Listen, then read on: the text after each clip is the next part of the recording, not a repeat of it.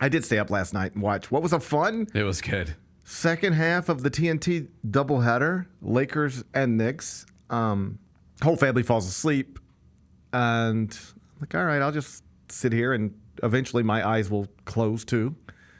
And they just never did. I just lay there and watched the entire stupid game, and was just reminded again of how insane it is what Dallas did.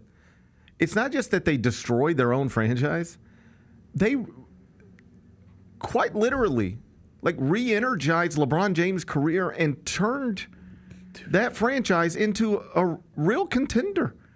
They look awesome. They look the part. Yeah, dude. And the thing is, too, is one of the big things that was made out of it was, well, they don't have a center. So how are they going to be able to compete in the Western Conference, and how are they going to be able to compete in the NBA playoffs without a center?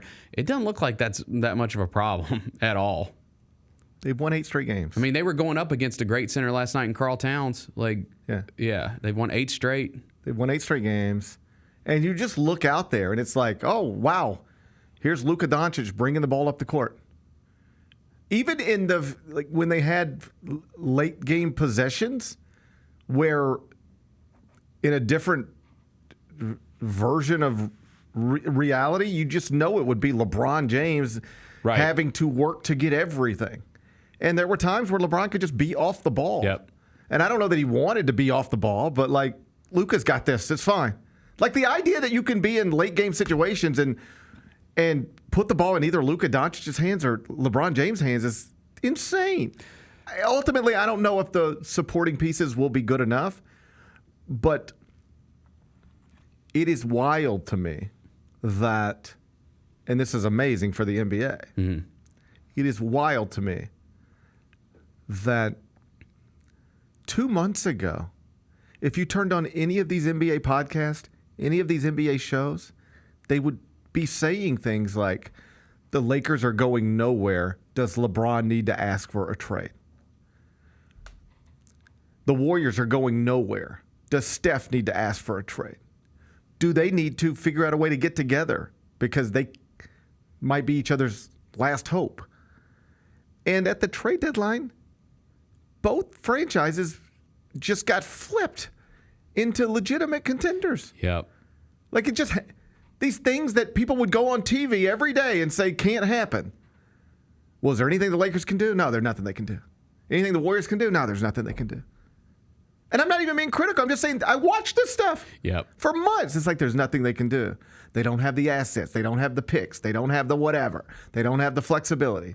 Well, what people who get paid to analyze what the Lakers can do had reached the conclusion there's really nothing they can do. Right. And people who get paid to analyze what can the Warriors do, including the dude who used to run the Warriors who now talks on TV. They're all just sitting there this is just, this is just the way it works. That second apron's a killer. Not really anything you can do. And I know it was the circumstances led to this. Jimmy Butler decided he's going to raise hell in Miami. And then Bradley Beal wouldn't waive his no trade. A lot of things have to happen. Right. But they happened. And now he's in San Francisco, and they look great. And the Dallas thing, I guess only one thing had to happen there. Just the guy who runs the Mavericks, just be a complete idiot. And so there you go. But these two franchises, these two big franchises with these all-time greats were both more or less labeled, on the way out, labeled over. It's the last time you will ever see LeBron James compete for a championship in a Lakers uniform, we were told, has already happened. The last time you'll ever see Steph Curry compete for a championship in a Warriors jersey, we were told, has already happened. And it's just not true. I'm not predicting either one of those franchises win the West. But is it hard for you to imagine either one of them winning the West? No, not at all. Especially just with the, I wouldn't say lack of experience. I mean, Oklahoma City is really good. I mean, we've seen that team multiple times with our own eyes. They look the part. They look really good. I just think that, again, when you're staring across the court at Luka and LeBron, that can be intimidating for a young team. I think a lot of people would agree with that.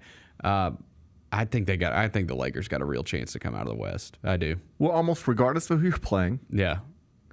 you know that you have matchup advantages probably at two positions. Yes. At the very least. And I saw some people like speculate, people start playing around with trade stuff, and it seems pretty clear Kevin Durant's getting out of Phoenix, and some people start going, is KD going to be the next one to go to LA and be with? And I saw somebody respond to that, and I think it's mostly right and sort of accepted as true now.